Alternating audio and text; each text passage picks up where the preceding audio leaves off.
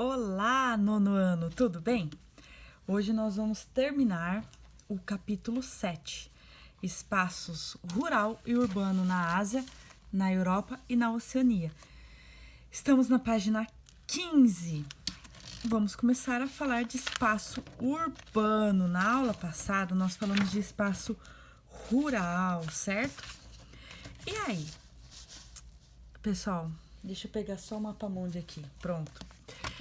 Os primeiros vestígios arqueológicos das primeiras cidades do mundo são da Ásia, de milhares de anos atrás. Dessa região aqui, que seria hoje, né, a região do Oriente Médio, ali existiu a Mesopotâmia, né, entre o rio Tigre e o rio Eufrates, com as civilizações mesopotâmicas, assírios, hititas, sumérios, babilônios, fenícios. Eles fundaram as primeiras cidades que nós temos registros hoje. Além disso, depois disso, né, o primeiro surto, né, de urbanização moderna, como nós conhecemos, foi na Europa, com a Revolução Industrial.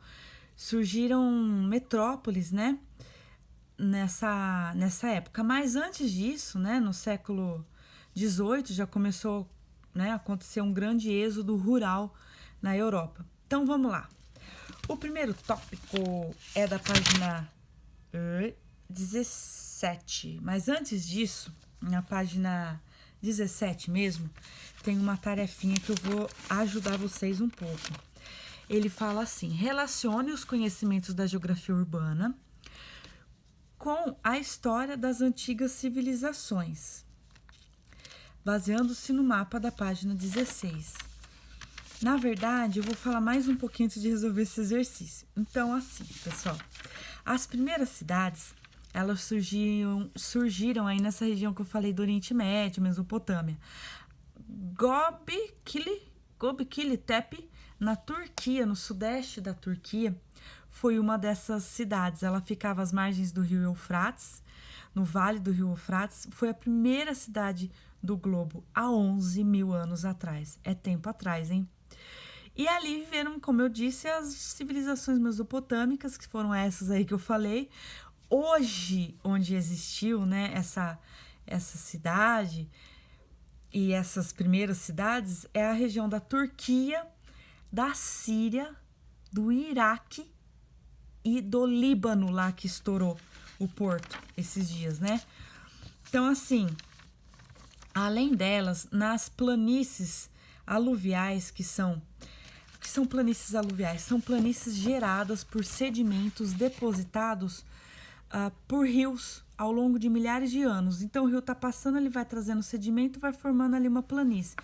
Então, lá no Egito, nós temos a famosa planície do rio Nilo, onde existia aquele período de cheias que deixava o humus, terra fértil, ali se desenvolveu a civilização egípcia, né? Então, ali houveram aglomerações urbanas, cidades antigas, né? Então, no Vale do Nilo, no Egito, no Vale do rio Tigre e Eufrates, né, no Paquistão, nós também tivemos na Índia, entre o rio Indo e o rio Ganges, na China, o rio Huanghe, que é rio amarelo, e o Yangtze, que é o rio azul, certo? Nós tivemos aglomerações também nesses lugares que surgiram há milênios, há mais de 1000 anos atrás.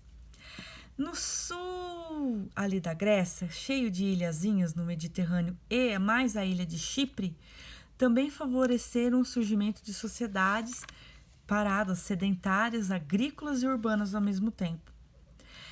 E aí a apostila traz para vocês algumas cidades que existiram nessa época e que existem até hoje, porque muitas foram destruídas, né?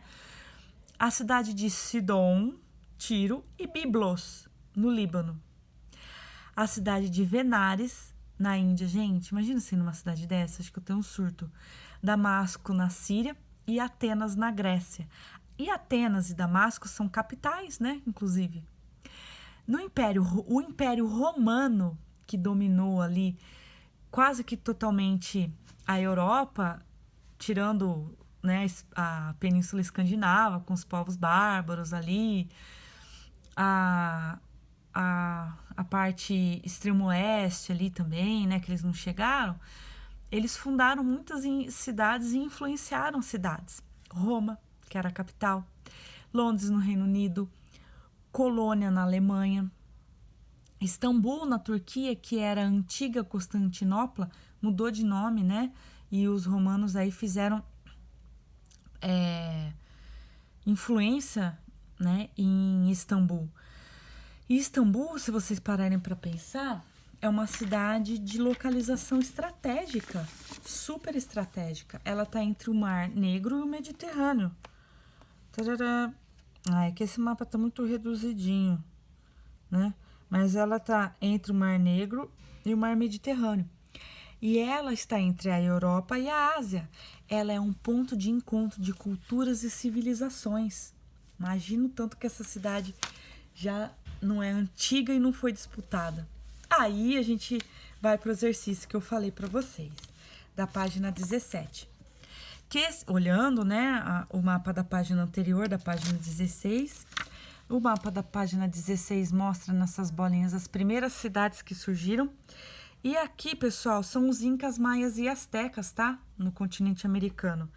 Olha aqui, ó, na Ásia, Europa. E aí ele pergunta: que civilizações podem ser associadas às primeiras importantes cidades do mundo? Quais são as civilizações que surgiram na Ásia junto com essas cidades? Então, as civilizações mesopotâmicas, como a Babilônia, né? As civilizações indianas do rio Indo e do rio Ganges, as civilizações do leste chinês, nas planícies aí do rio Huanghe e Yangtze e na costa nordeste. Na Europa, civilizações a grega e a romana, que floresceram principalmente em torno do mar Mediterrâneo. Na África, a civilização egípcia ao longo do rio, né, do Baixo Nilo e do delta do rio Nilo.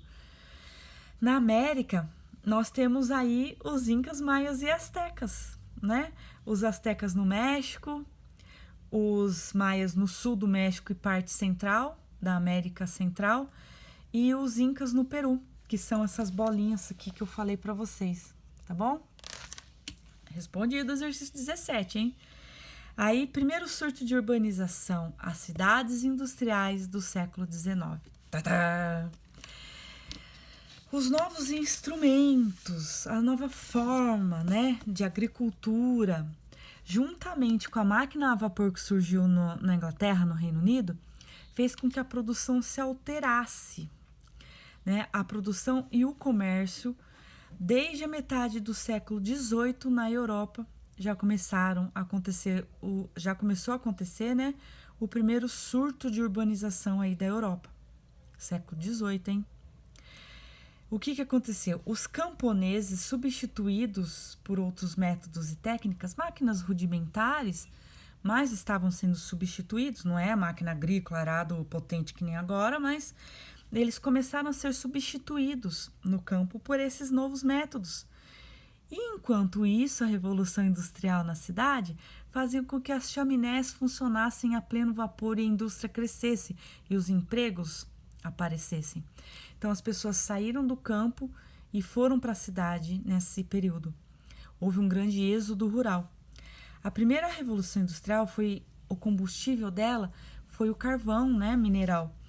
E aí surgiram as cidades como Manchester, Bristol, Londres, cidades que foram tão poluídas ao ponto da mariposa mudar de cor, que as mariposas se escondem na casca da árvore e elas eram marrons.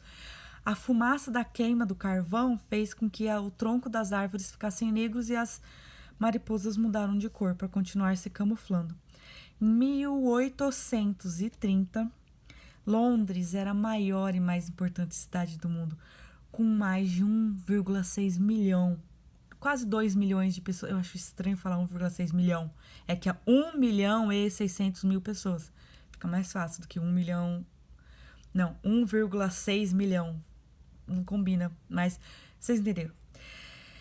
E, inclusive, foram construir um metrô lá em Londres, o maior projeto, o livro fala aqui para vocês, ó, quer ver, ó, maior projeto de infraestrutura da Europa serão 118 quilômetros de escavação para passar metrô. 118 quilômetros. É mais do que a distância de Bauru a Botucatu, dentro da cidade. E aí essas escavações, hoje, já descobriram mais de 40 sítios arqueológicos. É muita coisa. Acharam centenas de vítimas que morreram de epidemias, igual a gente está tendo coronavírus agora, do século XVI e do século XVII. Houveram várias epidemias que dizimaram grande parte da população europeia. E o pessoal nessas escavações está encontrando aí muita gente, né? A tarefa, deixa eu ver aqui. Eu escrevi tarefa olhar geográfico. Ah, é da página 18. Daí, na página 18 tem uma tarefinha, deixa eu olhar aqui. Identifique no mapa político da Europa, na página 1 do material de apoio, algumas das cidades europeias. Então, ele vai passar as cidades e vocês têm que achar, vocês têm que colocar elas no mapa, tá bom? Eu acho um exercício bem legal. E daí, continuando, né? Durante a Segunda Guerra Mundial, muitas dessas cidades, inclusive, foram devastadas por bombardeios. A partir da metade do século XX, eu estava lá no 18, né? O crescimento urbano da Europa começou a desacelerar. Mas, em contravés, a Europa desacelera, porque todo mundo que tinha que sair do campo meio que já saiu. Quem começa a bombar? A Ásia. Aí a Ásia, né, começa a despontar as suas metrópoles com a segunda onda de urbanização. Nossa, pessoal, qual que era a exceção disso? Que já era metrópole? Tóquio e Pequim. Elas não foram da metade do século XX. No começo do século XX, elas já se tornaram metrópoles, tá? E aí o livro de vocês fala um pouco sobre Tóquio. Gente, Tóquio, vocês não têm noção quantas vezes essa cidade já foi destruída ou parcialmente destruída. Já passou por incêndio, terremoto, bombardeio, né? Bomba de Hiroshima e Nagasaki. E os caras estão lá. Para vocês terem uma ideia, de 1944 a 1945, houve uma fuga em massa de pessoas de Tóquio. E em 1940, a cidade tinha 7 milhões de pessoas. No final da Segunda Guerra, 3,5, metade da cidade tinha ido embora. Atualmente, isso mudou.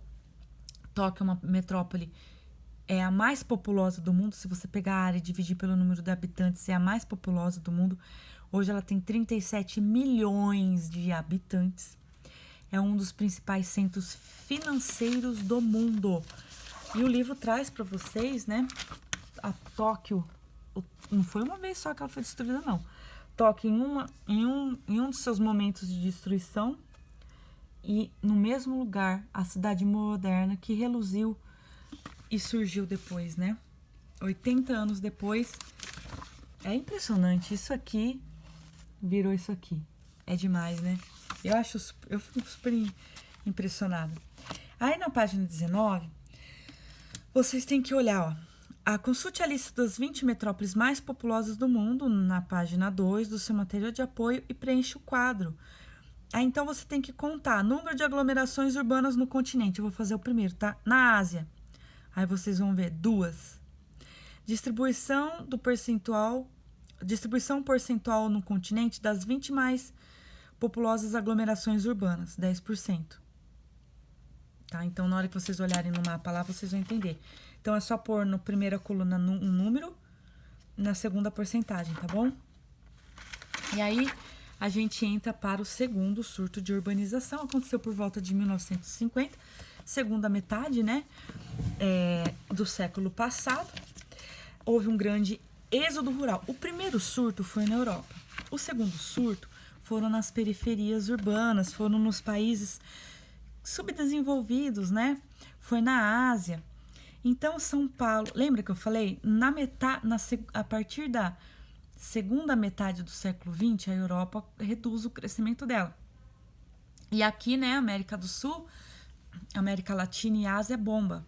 Então, São Paulo, Rio de Janeiro, Belo Horizonte surge aí nesse... Surge não, eles já existiam, mas crescem, bombam nesse período, né? Houve um grande êxodo rural com o inchaço das periferias urbanas. Isso trouxe e causou um monte de problemas estruturais e sociais nas cidades, como as favelas, violência, falta de moradia, né, fome, segregação espacial e social. E a Ásia? Na Ásia, nesse período, começam a se destacar as cidades indianas, interligadas por ferrovias, rodovias e, na época, telefonia. Hoje é internet, né?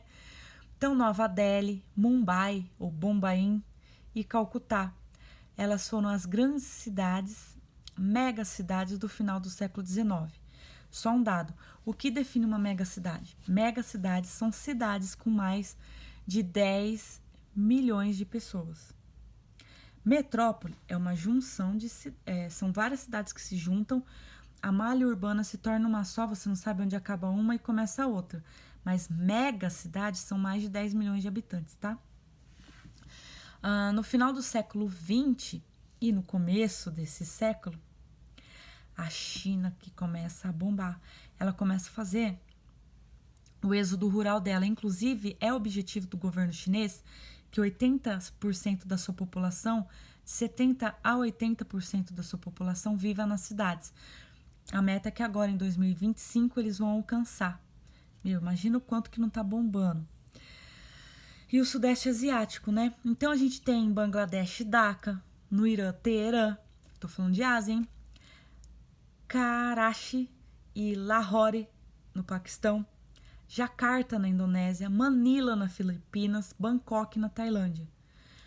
No Japão, nós temos Tóquio, Osaka e Nagoya.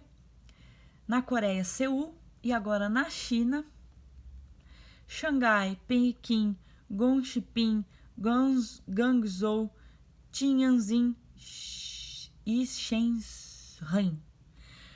E, detalhe, aqui o ritmo de crescimento das cidades diminuiu, mas na Índia e na China continua bombando. Enquanto o resto da Ásia também desacelerou seu crescimento urbano, Índia e China, ó, continuam lá, firmes e fortes no propósito. Daí vem mais um exercício, que é o da página 20, continuando a 21, que é a mesma coisa, localização em mapa, tá bom? Super legal, adoro esses exercícios de localização. Na página 21, modernas cidades no deserto arábico. A mais conhecida para nós é a cidade de Dubai, no Golfo Pérsico. O que acontece com essas cidades? Essas cidades são pequenas... são cidades de pequenas monarquias que lucraram muito com a exportação de petróleo no mercado internacional. Paquistão, Índia, Nepal e Bangladesh abastecem essas cidades com mão de obra barata e numerosa. Gente, o grande formigueiro humano é no Sudeste Asiático. Eu tô falando do Sudeste Asiático. Ó, é isso aqui, ó. O Paquistão também entra aqui no rolo. Índia, né? O Sudeste Asiático, a China, são os países que... acho que não dava nem pra ver. China, Índia, o Sudeste Asiático são países que mais tem gente no mundo. E aí eles abastecem essas cidades aqui. E quais são essas cidades? Dubai, no Emirados Árabes Unidos. Nem dá pra vocês verem direito aqui nesse mapa. Mas é aqui. Dubai e Doha. E Manama, ó, Dubai, Abu Dhabi, Emirados Árabes Unidos. Catar, fica em Doha. Doha fica no Catar, desculpa. A cidade se chama Doha e o país Catar também fica aqui, não dá pra ver. Manama fica no Bahrein, que também fica aqui, não dá pra ver, porque esse mapa tá com a escala muito reduzida, né? Então, essas cidades são luxuosas, né?